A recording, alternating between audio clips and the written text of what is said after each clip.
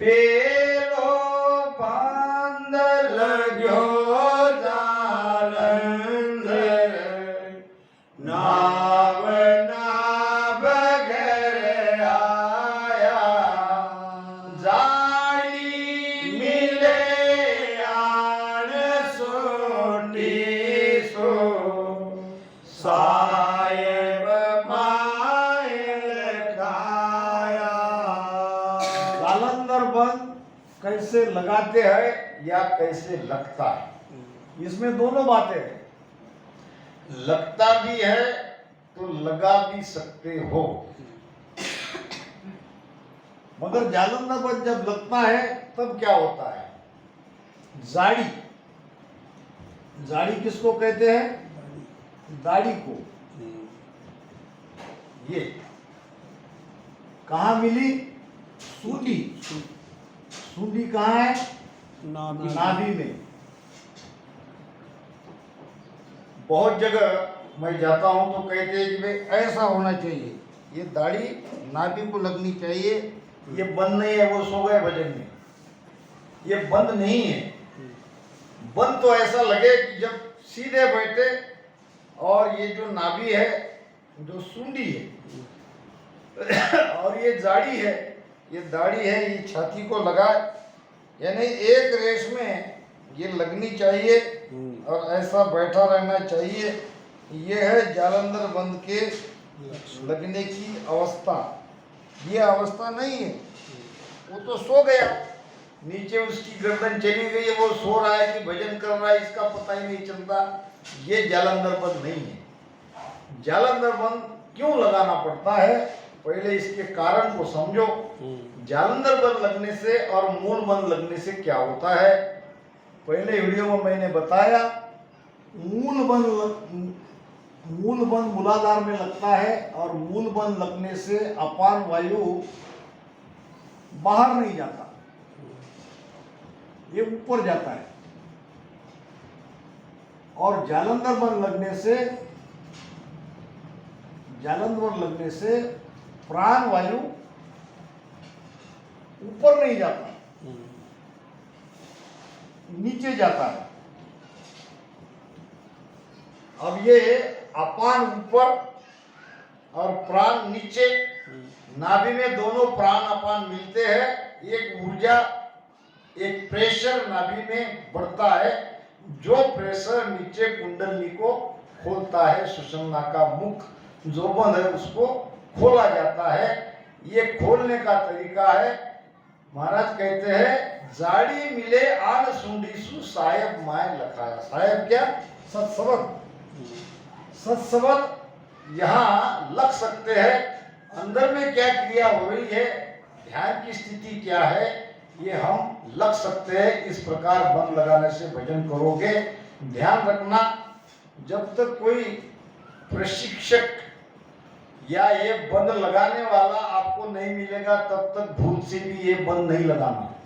वाणी में लगी है, वाणी में बात लिखी है, चलो इस प्रकार अपन करके देखते हैं, तो भूल से भी ये बातें नहीं करना।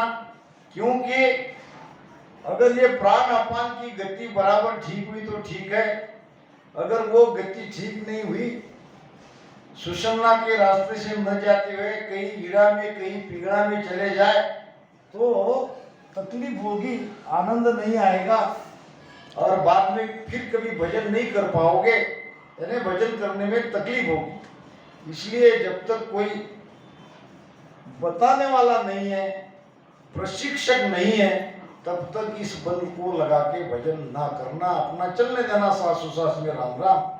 अगर कोई बंद की बात करेगा, बंद में तो बहुत लाभ है, तो जो कहेगा, जो उनके सामने बैठ के करोगे तो आपको फायदा होगा, नहीं तो नुकसान होने का ज़्यादा संभावना है।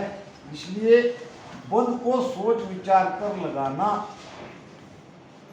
क्योंकि बंद लगाना यानी प्राण को रोक देना, और प्राण वो विशिष्ट जगह से नहीं ऊपर जाएगा तो शरीर में पीड़ा होगी। दूजा बंद पीछम के गेले, शीस पीठ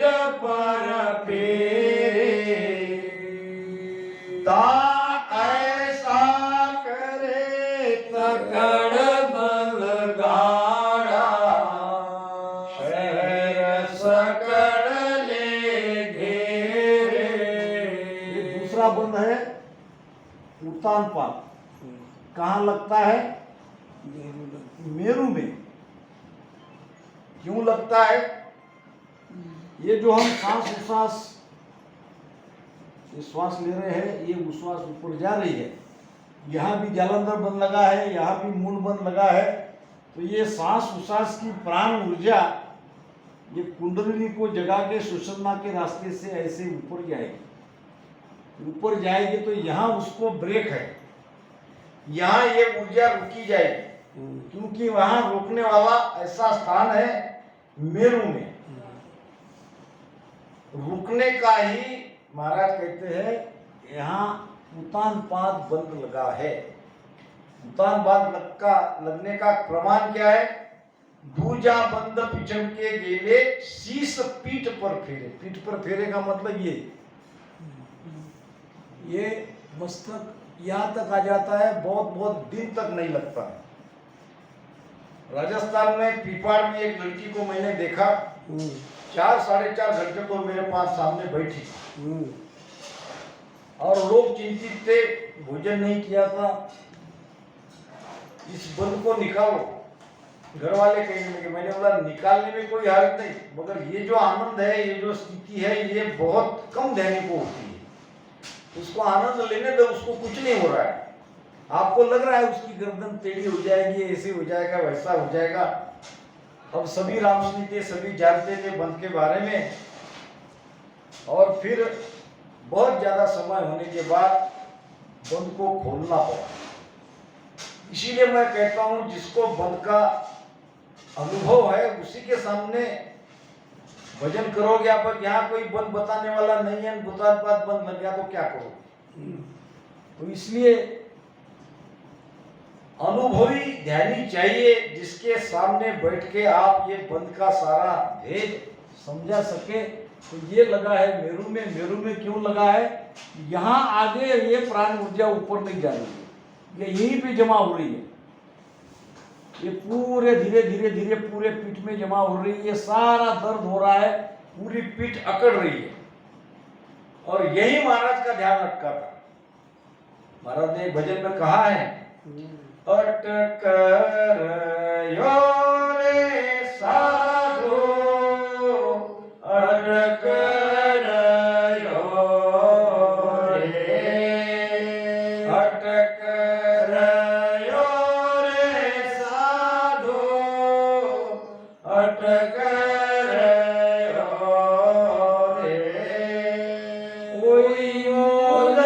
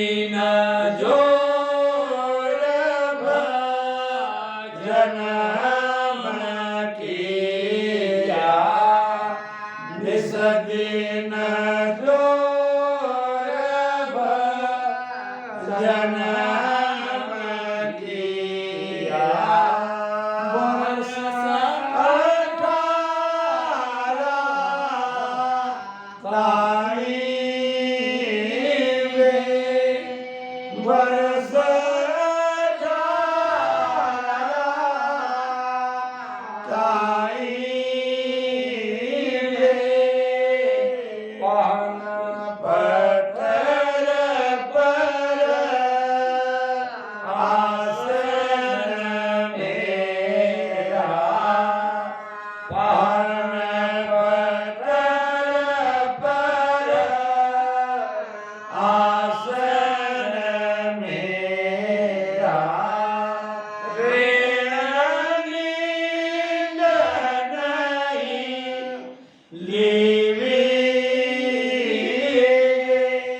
ऋण नींद नहीं लीवी, अटक रयो रे साधु, अटक रयो रे, अटक रयो रे साधु, अटक रयो रे। अब यहाँ बहुत लोग कहते हैं कि सत शब्द अटक गया। शब्द कैसे अटकेगा? शब्द नहीं अटकता। बरोबर राजा चढ़ो नगर को गढ़ पर, घुरिया निशानु सारा इसके पहले ही साथ में बात आई है। वो शब्द रूपी राजा ऊपर चढ़ गए। शब्द नहीं अटकता। अटके नहीं बीचे किसी हूँ से, ना कोई आड़ो आवे, माया ब्रह्म सकल सोई दूजे, सब कोई दर्शन जावे। ये महाराज कहते हैं शब्द नहीं अटकता, अटके नहीं बीचे किसी भू से, और ना कोई आड़ो, न तो वो किसी से अटकता है, न सत्सबद के आड़े कोई आता है। माया ब्रह्म सकल कोई दूजे। अब माया ब्रह्म ये सब सत्सबद से दूसरे डरते हैं। सभी सत्सबद का दर्शन चाहते हैं, सत्सबद के साथ रहना चाहते हैं। फिर यहाँ जो महाराज कहते हैं अटक रहो रे साधु, अटक रहो रे, क्या अटका और कहाँ अटका? तो प्राण अटका। क्या अटकता है? प्राण प्राण अटका। कहाँ अटका? मेरु मेरु में अटका। इसलिए कोई मुझे मेर लगाओ बे, मेरे प्राण को ऊपर निकालो, मुझे जो उतान पात बंद लगा है इस बंद को कोई खोलो। वास्तव में महाराज ये कहना चाह रहे हैं, यानी महाराज के लिए नहीं है, ये तो हमारे लिए है। महाराज ने ये ज्ञान हमें दिया है कि भाई जब हमारा शब्द अटक जाता है तो शब्द तो नहीं कहने को, शब्द कहने में आ जाता है, मगर ये अटका है प्राण। तो प्राण को ऊपर कोई निकालो, कोई मुझ मेर लगाओ बे, जिन स्थान तीर्थंकर होगा। अब तीर्थंकर कहाँ पूगे? तीर्थंकर पूगे सिद्ध शिला पे। सिद्ध शिला पे तीर्थंकर गए तो उस समय महाराज सिद्ध शिला तक जाना चाहते थे। क्या महाराज अमरलोक नहीं जाना चाहते थे? अमरलोक केवल पद के पहले सिद्ध शिला आती है। अब सिद्ध शिला को भी बाहर बता रहे हैं, वो गलत है। सिद्ध शिला 10वें द्वार के अंदर है। सिद्ध शिला क्या है उसका एक दिन उसका पूरा विषय हम लेंगे। सिद्ध शिला किसे कहते हैं? तो कोई मुझ मेर लगाओ बे, मेर लगते ही सिद्ध शिला तक भजन जाएगा। तो वहां तक जाना चाहते थे, और वहां तक अगर हमें भी जाना है तो ये उतान पात बंद खोलने वाले के सामने बैठना पड़ेगा। निस्दिन जोर भजनम किया बरस 18 ताई बे, 18 साल तक महाराज ने रात दिन एक पत्थर पे बैठ के भजन किया। पान पत्थर पर आसन मेरा,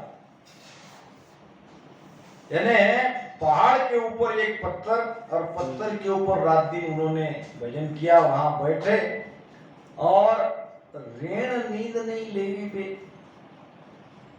दिन में तो नींद लेने का सवाल ही नहीं, मगर रात तो सोते।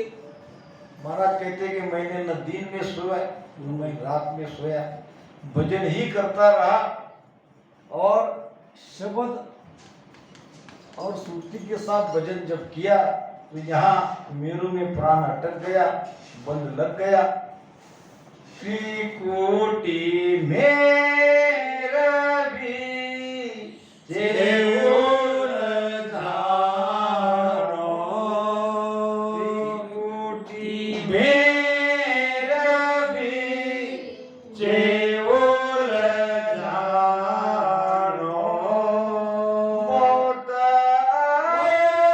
एटा खावे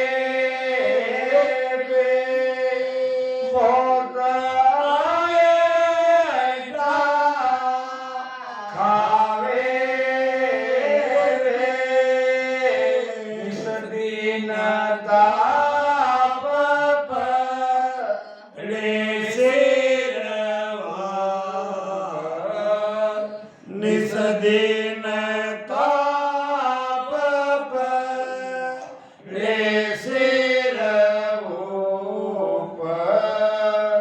चित मन जावे, चित मन जावे, अटक रयो रे साधो, अटक रयो रे, अटक रयो रे साधो, अटक रयो रे। कोई मोद में लगाओ, कोई मुझे मेरे लगाओगे, त्रिकुटी मेर बीचे उलझाओ। ध्यान उलझ गया, ध्यान में ध्यानी उलझ जाता है मेरू और त्रिकुटी के बीच में। ये पता नहीं चलता कि हम मेरू में है कि त्रिकुटी में है। यहाँ भी दर्द होता है, यहाँ भी दर्द होता है, यानी भूतान पात बंद क्लियर नहीं हुआ, बंद पूरी तरह से खुला नहीं। इसको कहते हैं उलझानो। ध्यान उलझ गया त्रिकुटी मेरू के बीच में। बहुत आयंता खाए हुए, आयंता नाम चक्कर, बहुत तकलीफ, बहुत पीड़ा, बहुत चक्कर वहां खाना पड़ता है। निस्दिन ताप पड़े सिर ऊपर, ये बंद की ताप, बंद में दर्द होता है, बंद में पूरी पीठ, पूरा पीठ अकड़ जाती है, बहुत ज्यादा भोर होता है। महाराज ने एक जगह कहा है ध्यान समाज में, ध्यानी कच्चा है कि पक्का है, इसकी परीक्षा मेरू में होती है। काचा पाका परक है मेर दंड के माय, मेरू दंड में उस ध्यानी की परीक्षा होती है, वो कच्चा है कि पक्का है। 7 दिन तक महाराज का मेरू स्थान में उतान पात बंद लगा, भजन आगे नहीं बढ़ा। मेर में सुखराम कहे एक दिन दियो में रोए। महाराज कहते हैं कि मेरू में एक दिन मुझे रोना आ गया, यानी पीड़ा होती है, चक्कर बहुत होता है, यानी घेरा ऊपर नीचे, इसको कहते हैं अयंता। निस्दिन ताप पड़े सिर ऊपर, किसकी ताप? भजन की ताप। इधर सांसों में भजन हो रहा है और ये प्राण ऊर्जा ऊपर नहीं बढ़ रही है, तो जाहिर है ये पूरा पीठ का भाग तो दर्द होगा, ऊपर सिर में भी दर्द होगा। चितमन लातर जाएगी, लातर यानी लातर किसको कहते हैं? चित और मन न लगना, भजन में चित और मन का हट जाना, इसको कहते हैं लातर। जो चितमन भजन में लगे थे वो अब हटने लगे, बहुत दर्द हो रहा है, बहुत आनंद नहीं आ रहा है, तो ये चितमन भी भजन से हटने की तैयारी करते हैं। अब यहाँ क्या किया जाए? महाराज कहते हैं अटक रहो रे साधु, अटक रहो रे, कोई मुझ मेर लगाओ बे। त्रिकुटी छाड़ चले नहीं आओ, त्रिकुटी छाड़ नहीं आगो बोती पच पच मुआवे बोती पच पच मुआवे सोलही कर्म दे हंसा का सोलही कर्म दे हंसा का बारदार किया धुआवे बारदार किया धुआवे अटक गयो रे साधु अटक गयो रे अटक गयो रे साधु अटक गयो रे कोई मुझ में लगाओगे कोई मुझ में लगाओगे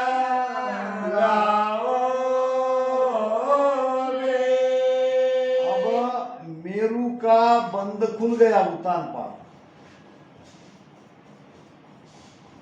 फिर कहाँ लगा त्रिकुटी में त्राटक लगा जैसे तैसे मेरू से आगे बढ़ गए तो त्रिकुटी में त्राटक बन जाता है इसको क्या कहते हैं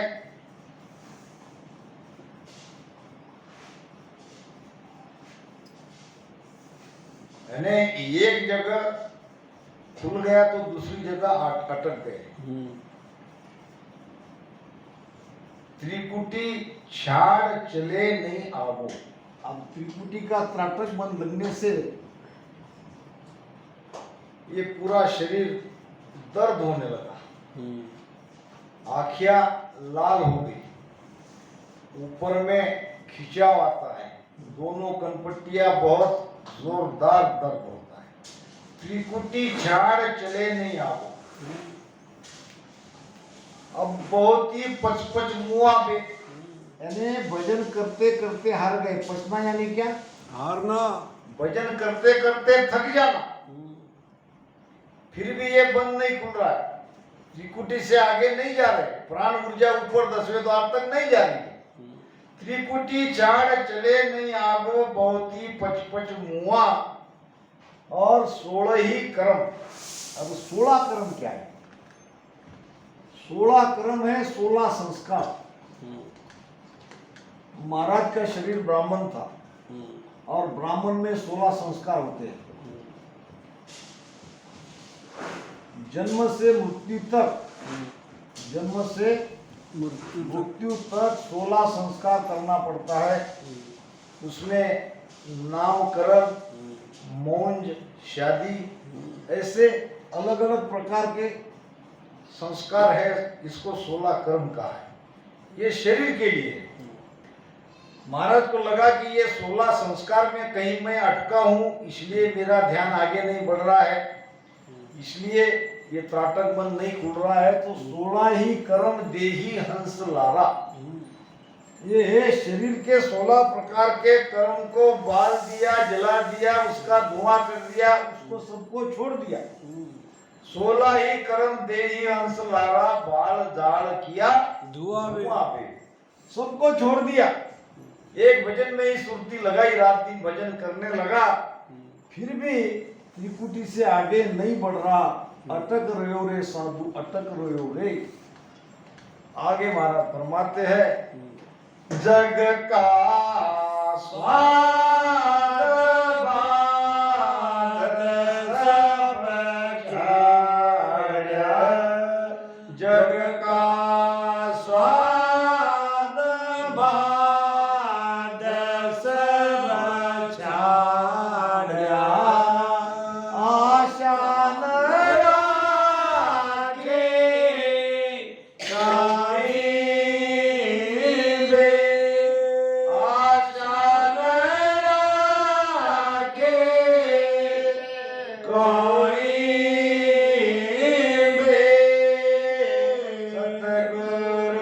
साच धर्यो सिर ऊपर सतगुरु साच धर्यो सिर ऊपर काय चूक रही मोई बे काय चूक रही मोई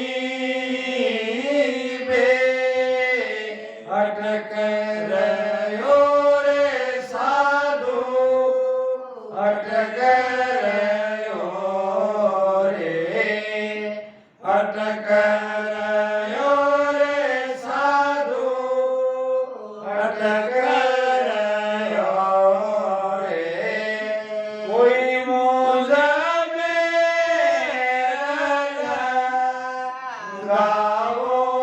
लगाओगे कोई मुझ में लगाओगे। अब जग का स्वाद, जग का स्वाद क्या है? संसार का भोग, संसार का सुख, संसार का भोग, वाह यही तो है जगत में स्वाद। और क्या है?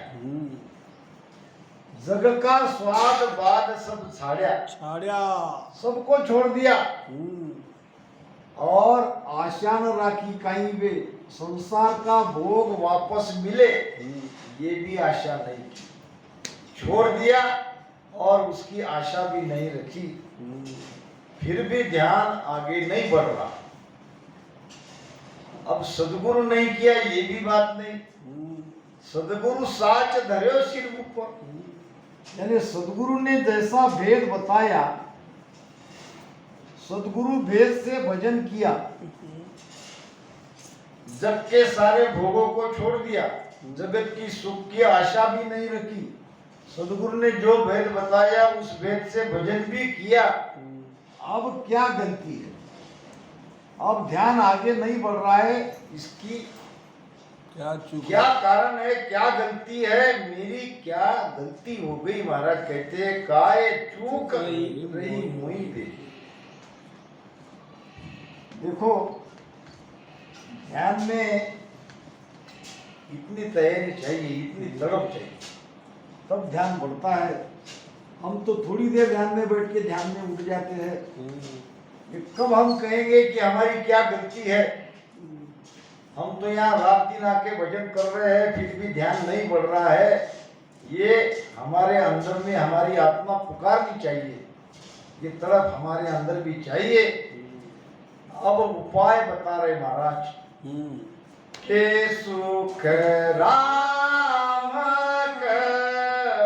या बिन सतगुरु के सुख राम